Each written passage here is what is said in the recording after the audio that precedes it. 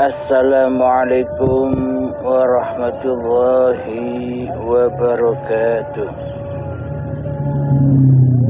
Bismillahirrahmanirrahim.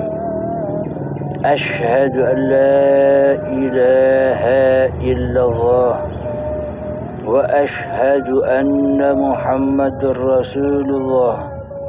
Allahumma salli ala sayyidina Muhammad آل سيدنا محمد. رب اشرح لي صدري ويسر لي أمري واحلل عقدة من لساني يفقهوا قولي آمين. Bismillahirrahmanirrahim. Salam hormat, salam santun dari hati ini selama ini. Jadi sebelum mengenal Allah, maka kita wajib mengenal siapa diri manusia kita ini. Jadi sebelum man arafa nafsahu faqad arafa rabbahu, maka wajib kita bermakrifat kepada diri manusia kita sebelum kita bermakrifat kepada Allah. Kita wajib bermakrifat, maksudnya kita wajib tahu siapa sih diri manusia kita ini. Dari mana sih asal usulnya diri manusia kita ini? Karena selama ini kita tidak mengetahui, atau selama ini kita tidak menghiraukan sejarah keberadaan kita selama ini di dunia ini. Maka dari itu, ketika kita beragama atau bertuhan, maka wajiblah kita mengenal dulu siapa diri manusia kita ini. Jika kita tidak tahu siapa diri kita manusia ini, maka selamanya kita akan selalu menjadi Tuhan di dalam kehidupan ini daripada menjadi makhluk, daripada menjadi Abdullah, daripada menjadi hamba. Selama ini penampilan kita di dunia ini kan seolah-olah kita sebagai Khalik. Penampilan kita selama ini di dunia ini seolah-olah kita akan menjadi Tuhan. Penampilan kita selama ini di dunia ini kan seolah-olah kita menjadi raja. Di dalam hati kita menjadi raja, menjadi pencipta. Seolah-olah selama ini kitalah yang menjadi Tuhannya di alam semesta ini bagi kita sendiri.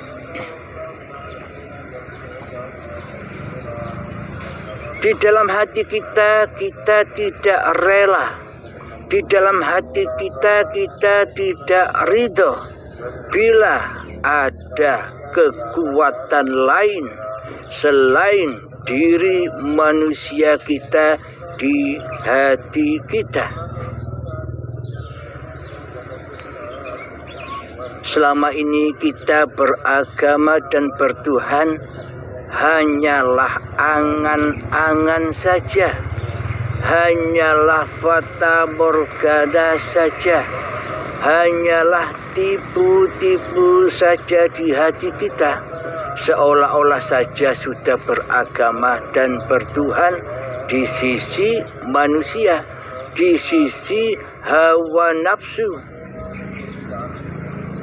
Namun tengoklah hati kita, namun perhatikanlah hati kita selama ini.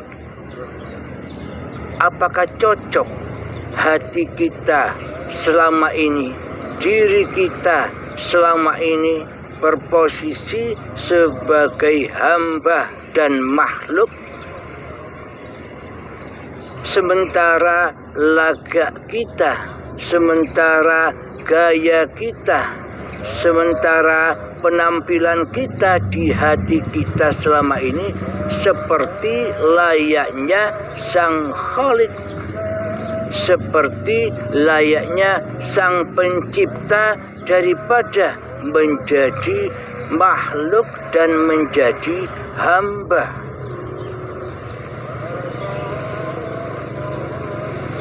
Di dalam hati kita seolah-olah kitalah sebagai sang penguasanya badan-badan ini, sang penguasanya tindak lakunya badan ini, sang penguasanya aktivitas-aktivitas badan-badan kita ini selama ini. Inilah tanda bukti yang real, tanda bukti yang sangat nyata bahwa selama ini kita belum beragama dan kita belum bertuhan di hati kita. Di sini untuk belajar, untuk mengkaji diri. Jadi sebelum kita kaji siapa diri manusia kita sebenarnya, bagaimana kondisi hati kita sebenarnya, maka kita takkan pernah bisa mengkaji Tuhannya. Kita takkan pernah bertuhankan kepada Allah. Selamanya kita takkan pernah bisa menyembah dan mengabdi kepada Allah di hati kita.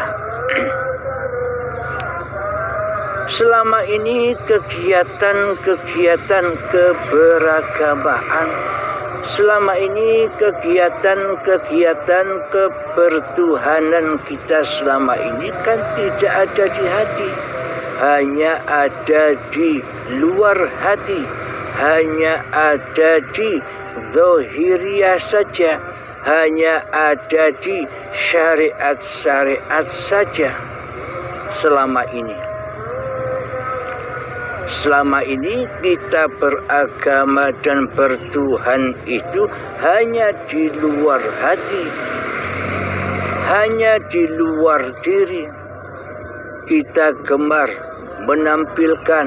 menampilkan sosok-sosok badan ini dengan pakaian-pakaian kebudayaan, keberagamaan dan kebertuhanan kita selama ini hanya secara lahiriah saja, hanya secara pakaian saja. Karena selama ini kita tidak gemar masuk ke dalam diri, kita lebih suka, kita lebih cinta berpenampilan keberagamaan dan berpenampilan kebertuhanan di luar hati, di luar diri daripada di dalam diri. Karena beragama kita selama ini, karena bertuhannya kita selama ini hanyalah bayang-bayang saja, hanya sebatas zahiriyah saja, hanya sebatas syariat-syariatnya saja. Akan tetapi kita lalai selama ini mengkaji di dalam diri kita, siapa yang berkuasa atas bayang-bayang ini, siapa yang berkuasa atas badan-badan ini? Siapa yang mengaktivitaskan badan-badan ini di dalam keberagamaan dan di dalam kebertuhanan kita, serta di dalam seluruh aktivitas-aktivitas badan-badan kita ini selama ini? Selama ini kita luput memandang penguasa di dalam badan ini, karena selama ini kita memang buta akan Allah. Karena selama ini kitalah yang menjadi Tuhan, akhirnya kita buta akan Allah. Karena kita selama ini lebih cinta, lebih suka, lebih bahagia bila kita menjadi Tuhan daripada menjadi makhluk. Lebih cinta menjadi Allah daripada menjadi hamba. Seolah-olah selama ini kita kan yang merasa berkuasa daripada Allah.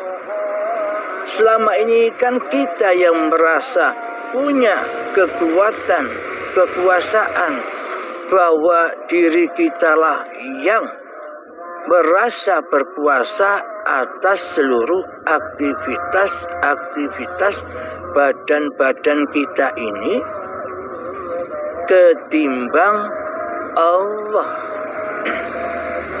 Memang karena kita selama ini belum bertuhan, maka seolah-olah kita menjadi penguasa atas hidup dan badan ini selama ini.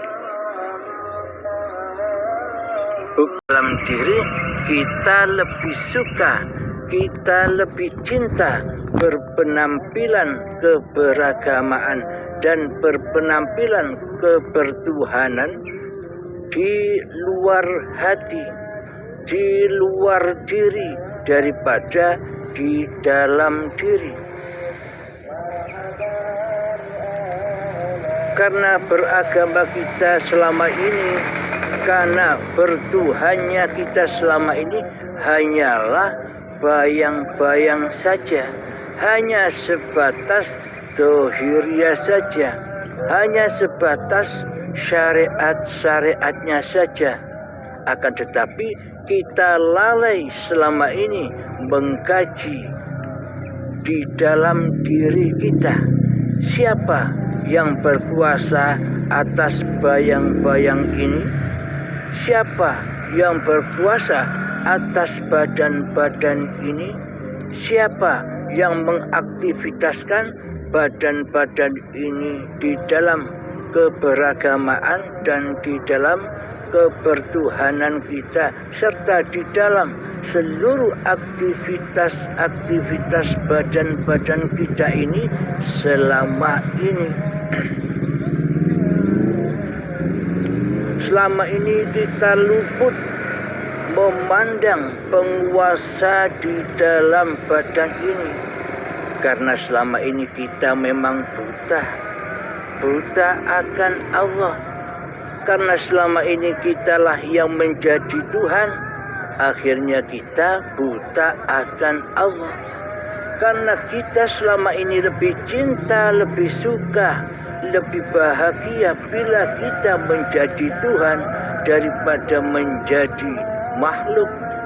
Lebih cinta menjadi Allah daripada menjadi hamba. Seolah-olah selama ini kita kan yang merasa berkuasa daripada Allah. Selama ini kan kita yang merasa punya kekuatan, kekuasaan, bahwa diri kitalah yang merasa berkuasa atas seluruh aktivitas badan-badan kita ini ketimbang Allah.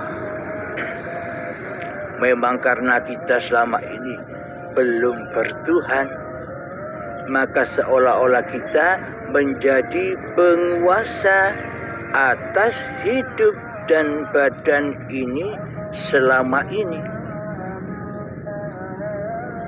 Buktinya apa?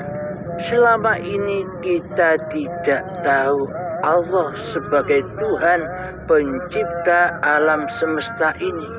Yang kita tahu di hati kita selama ini kan makhluk, kan diri kita sendiri, kan hawa nafsu kita sendiri yang sangat paling kita kenali dan yang sangat kita ketahui di hati kita daripada Allah sang pencipta diri manusia kita ini selama ini. Maka dari itu bombardirlah, hancurkanlah sehingga sada musuh ini, hancurkanlah sehingga sana iblis dan setan selama ini yang ada di hati kita. Hancur leburkanlah hawa nafsu kita sendiri di hati kita ini yang selama ini menjadi Tuhan bagi diri manusia kita sendiri daripada mentuhankan Allah di hati kita selama ini. Maka dari itu Allah menegaskan kembali di dalam Al-Quran, Ya ayyuhallazina amanu, wahai orang-orang yang beriman. Jadi wahai orang-orang yang beriman ini orang yang mana? Apakah hanya orang-orang Islam saja? Oh tidak. Semua makhluk, semua manusia itu hamba Allah. Semua manusia itu ciptaan Allah. Semua manusia itu dikuasai oleh Allah. Jadi ya ayyuhalladzina amanu, wahai orang-orang yang beriman itu, siapapun orangnya yang di dalam hatinya punya rasa percaya bahwa diri manusianya ini ada Tuhan yang mentuhani dirinya, ada Tuhan yang lebih berkuasa atas dirinya, yang ada Tuhan pencipta yang melebihi diri manusianya. Selama ini kan seakan-akan kitalah yang bisa mencipta apa-apa, seolah-olah kita bisa mencipta bangun tidur kita dari tidur, seolah-olah kita bisa menciptakan badan ini untuk duduk, seolah-olah kita ini sebagai pencipta badan untuk memberdirikan badan, seolah-olah kita selama ini menjadi pencipta atas berjalannya kaki, seolah-olah kita selama ini sebagai pencipta yang bisa membersihkan badan ini di kala mandi, seolah-olah selama ini kitalah sebagai pencipta badan ini untuk sholat, seolah-olah selama ini kita sebagai pencipta badan ini untuk beribadah, seolah-olah kita sebagai pencipta badan ini untuk makan dan minum, seolah-olah semuanya kitalah sebagai penciptanya daripada Allah di hati kita.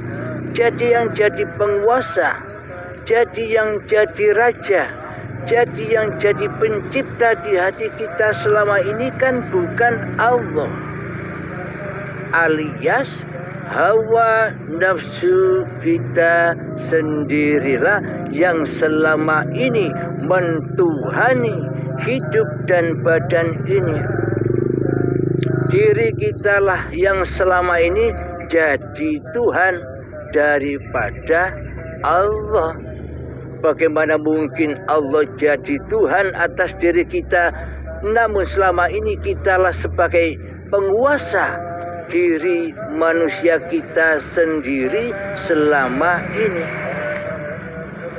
Inilah bukti-bukti real, bukti-bukti nyatanya bahwa selama ini di dalam singgasana hati ini bukan singgasananya Allah, bukan singgasananya Tuhan, akan tetapi singgasananya musuh-musuhnya Allah, yakni iblis dan setan laknatullah yang selama ini kita sembah, yang selama ini kita jadikan Tuhan di hati kita selama ini.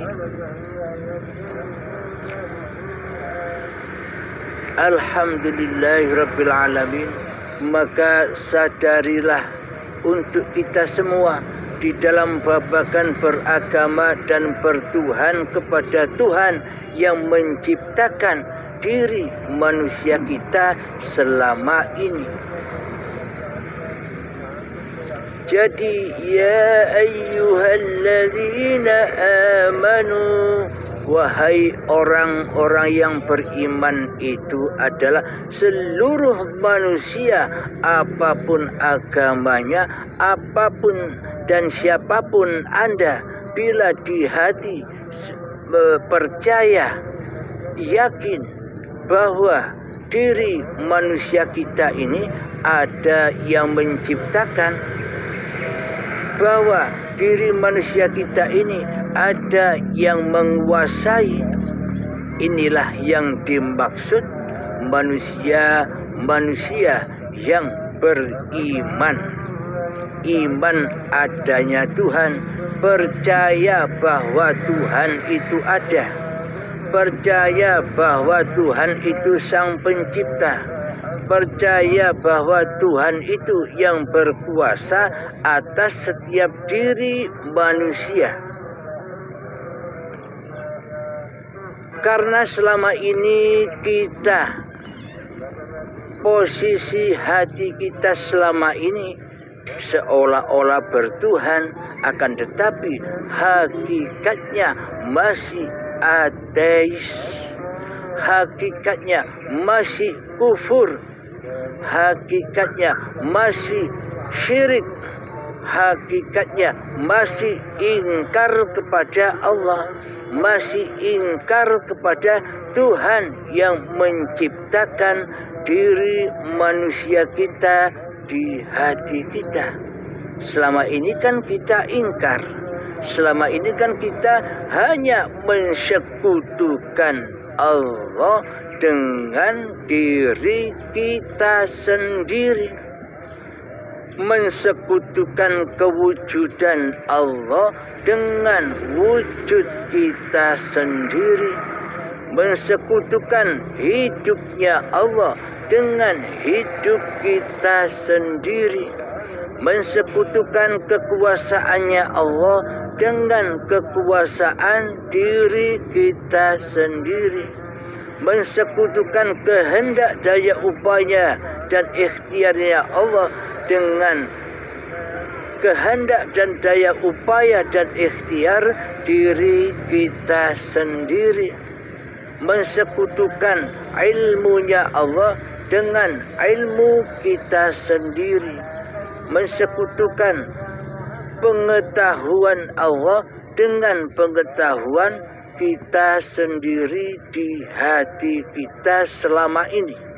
Inilah tanda-tanda bukti yang sangat nyata bahwa selama ini kita belumlah bertuhan, kita belumlah beragama di hati kita selama ini.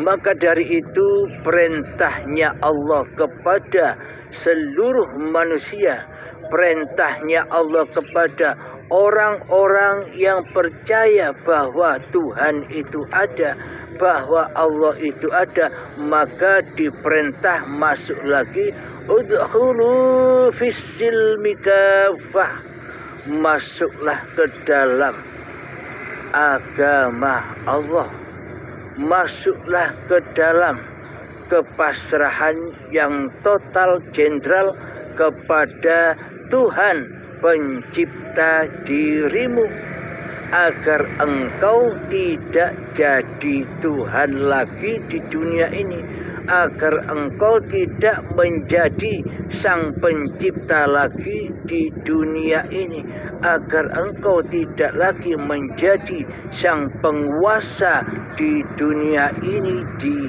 hati kita. Inilah perintah-perintah Allah di dalam beragama dan bertuhan. Jadi beragama itu jangan hanya syariat saja. Beragama dan bertuhan itu letaknya bukan di dohir-dohir ini, akan tetapi wilayahnya beragama dan bertuhan itu hanyalah di hati tiap-tiap masing-masing diri manusianya. Di dalam hati kita siapa yang jadi Tuhan? Diri kitakah yang menjadi Tuhan, ataukah Allah yang mentuhani, yang menguasai, yang menghidupi diri kita selama ini?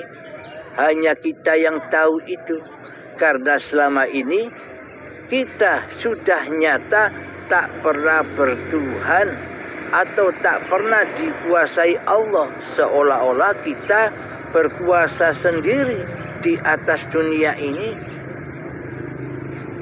karena kita merasa bahwa hidup ini adalah hidup manusia kita sendiri. Allah tidak hidup, Allah tidak kuasa, Allah tidak wujud, Allah mati bagi kita di hati kita selama ini.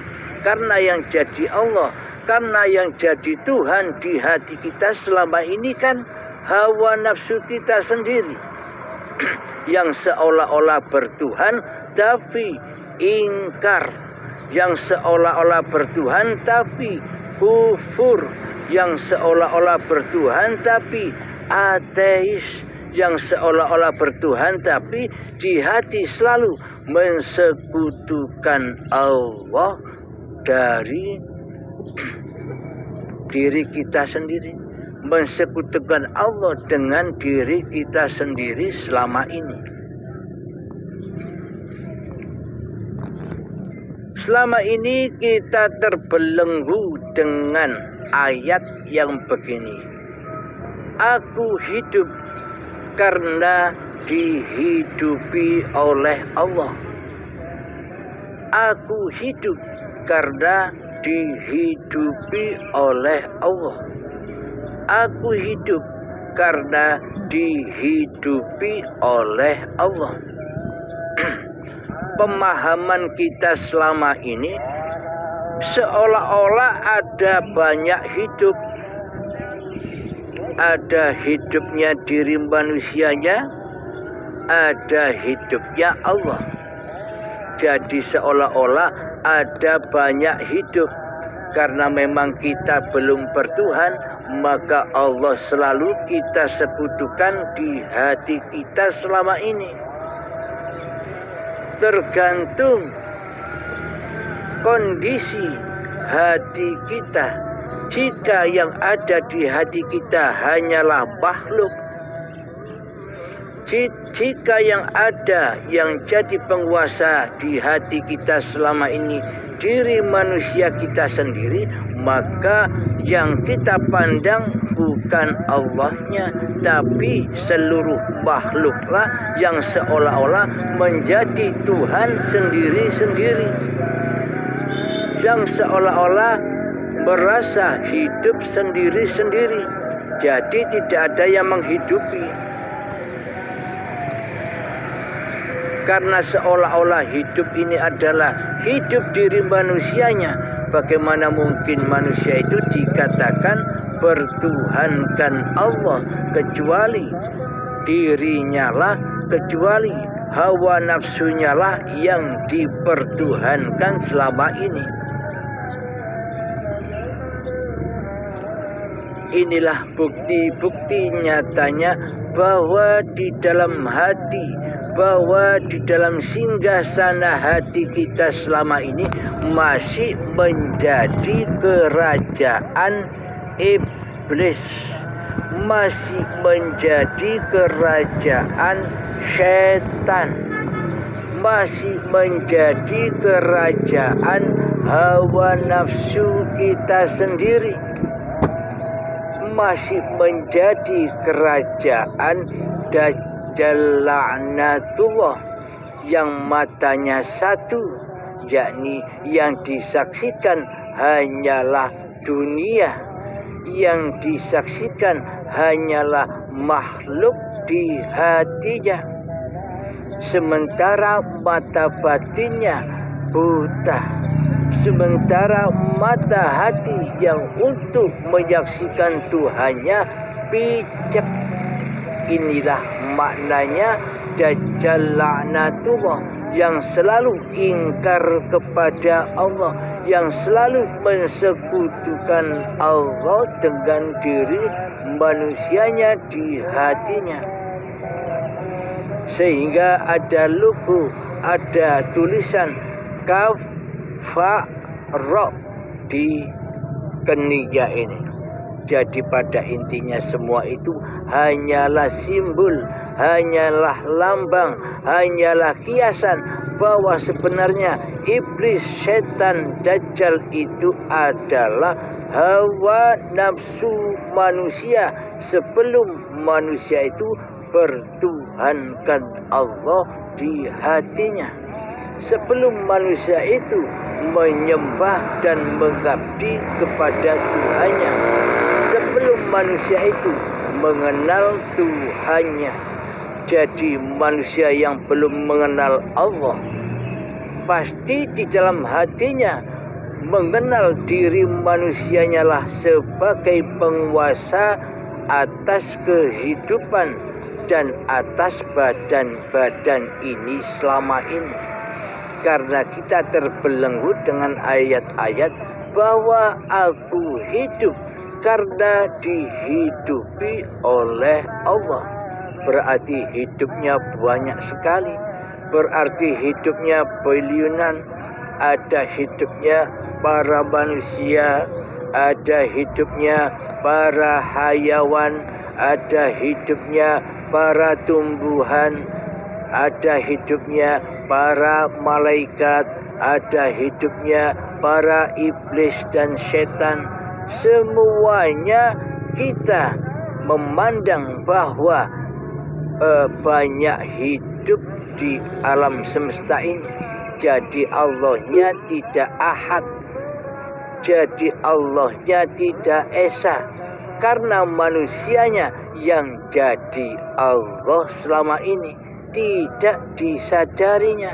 Seolah-olah manusianya merasa dirinya lah yang wujud, seolah-olah manusia merasa dirinya lah yang hidup, seolah-olah manusia merasa dirinya lah yang berkuasa, seolah-olah selama ini yang jadi Tuhan adalah dirinya sendiri, tapi tidak disadarinya, tapi tidak terasa.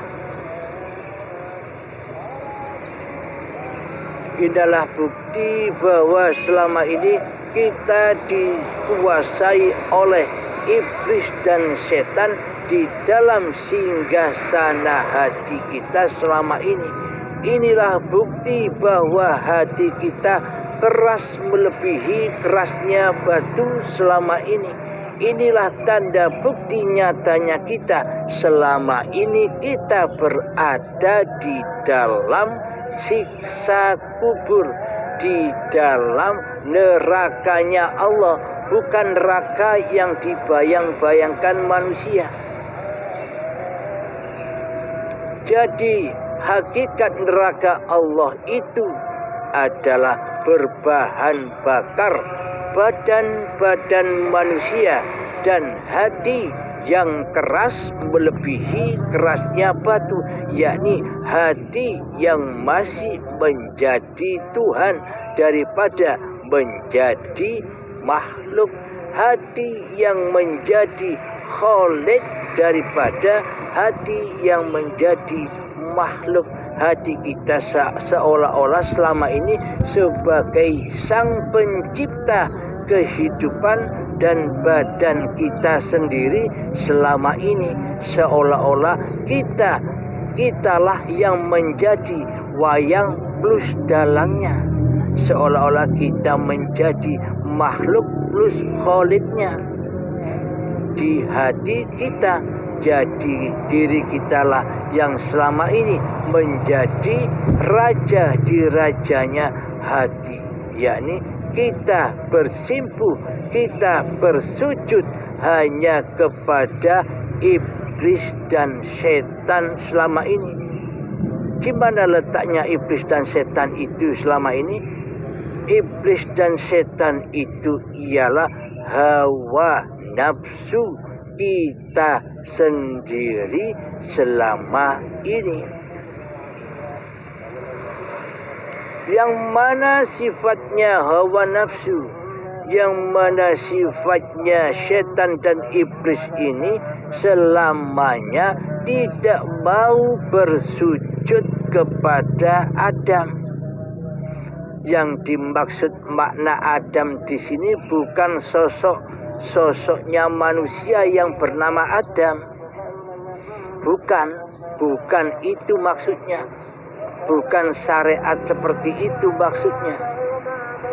Yang dimaksud iblis, yang dimaksud selamanya iblis, setan dan hawa nafsu ini tidak mau bersujud kepada Adam, itu maknanya adalah selamanya iblis, setan, hawa nafsu dan diri manusia kita ini tidak rela, tidak ridho bila kita diarani ora ono, bila kita dibilangi bahwa diri manusia kita ini sebenarnya hakikatnya tidak ada.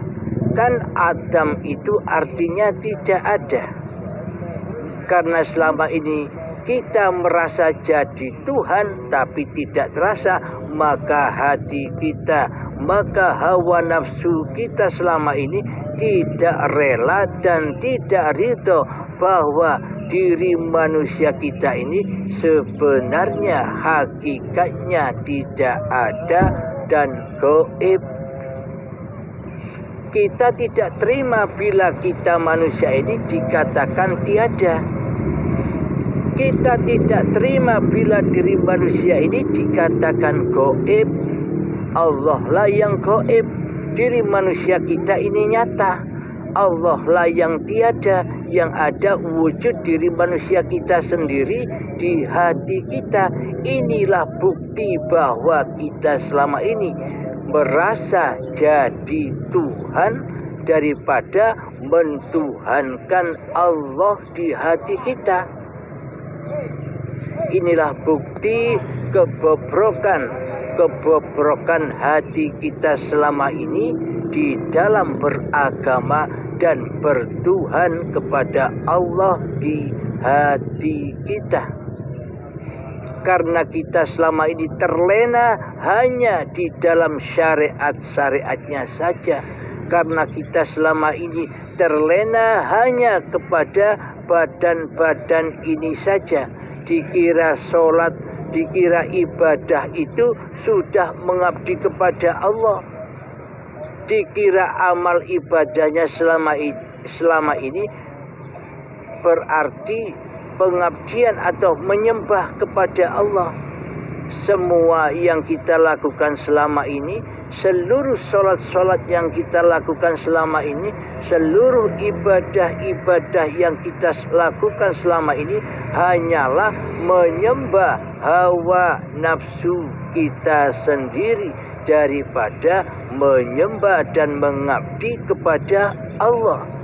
Coba cek hati kita selama ini. Ketika kita sholat, siapa yang ada di dalamnya? Siapa yang nampak di dalamnya? Siapa yang wujud di dalamnya? Siapa yang muncul di dalamnya? Apakah Allah yang ada? Apakah Allah yang wujud? Apakah Allah yang muncul ketika kita di saat sholat dan beribadah? Kan tidak. Selama ini ketika kita beribadah dan sholat, di dalamnya kan yang ada hanyalah diri kita sendiri sebagai penguasa di dalamnya. Sehingga dunia kita undang semua. Karena di dalam hati kita yang paling kita cintai bukan Allah. Akan tetapi yang paling kita cintai di dalam hati kita adalah diri kita sendiri dan dunia. Karena dunia itulah surga-surga bagi manusia yang tidak bertuhan di hatinya. Karena dengan dunialah maka iblis dan setan dengan mudahnya menyesatkan anak cucu Adam. Karena memang di dunia ini sangat amat langkahnya manusia yang bertuhan di hatinya. Karena selama ini manusia hanya pura-pura saja beragama dan bertuhan, akan tetapi kenyataannya di hatinya tidak ada Tuhan sama sekali. Yang ada hanyalah kekuasaan diri manusianya di hatinya.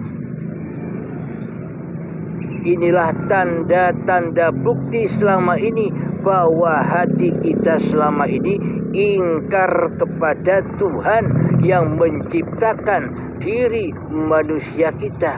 Kita selama ini ingkar kepada Allah yang menghidupi diri manusia kita ini. Seolah-olah kitalah yang hidup. Jadi Allah selama ini kita tandingi. Karena menurut kita selama ini Allah itu gaib, Allah itu tiada. Sehingga Allah itu tiada bagi kita di hati kita selama ini. Karena kita lebih cinta mentuhankan hawa nafsu kita sendiri di hati kita selama ini. Nyata bukan? Jelas bukan bahwa selama ini kita belum beragama di sisi Allah. Kita belum mentuhankan Allah di hati kita selama ini. Nyatakan, jelaskan, itulah kenyataannya hati kita. Selama ini kita beragama dan bertuhan hanya pura-pura saja, koyok-koyoke, tapi semuanya penuh dengan kedustaan, penuh dengan kemaksiatan, penuh dengan kezaliman-kezaliman, penuh dengan kesyirikan-kesyirikan, penuh dengan persekutuan hamba kepada Tuhannya selama ini. Inilah bukti bahwa selama ini hati kita masih ateis, tidak bertuhan, melainkan mentuhankan hawa nafsu kita sendiri di hati kita. Marilah kita benahi sobat. Marilah kita dandani. Marilah kita perbaiki kondisi-kondisi hati kita. Sampai kapan kondisi keadaan hati kita begini-begini saja? Apakah kita menunggu syakaratul maut? Ketika diambil paksa, apa hak-hak Allah yang selama ini kita sandang? Apakah kita menunggu saat sakaratul maut ketika kita dipaksa pulang dan siksa yang pedih? Semua tergantung diri kita masing-masing. Berbaiat sekarang atau baiat secara paksa di saat sakaratul maut. Maksudnya mengenal Allah sekarang atau nanti saja bersamaan dengan siksa yang pedih di saat sakaratul maut, ketika dikembalikan dengan paksa kehidupan ini kepada esanya Allah, ketika dipaksa mengembalikan lagi badan-badan ciptaan Allah ini, ketika dipaksa dengan siksa kekuasaan dikembalikan lagi kepada Tuhan Sang Penguasa. Karena selama ini kita yang jadi Tuhan, kita tidak merasakan itu semua.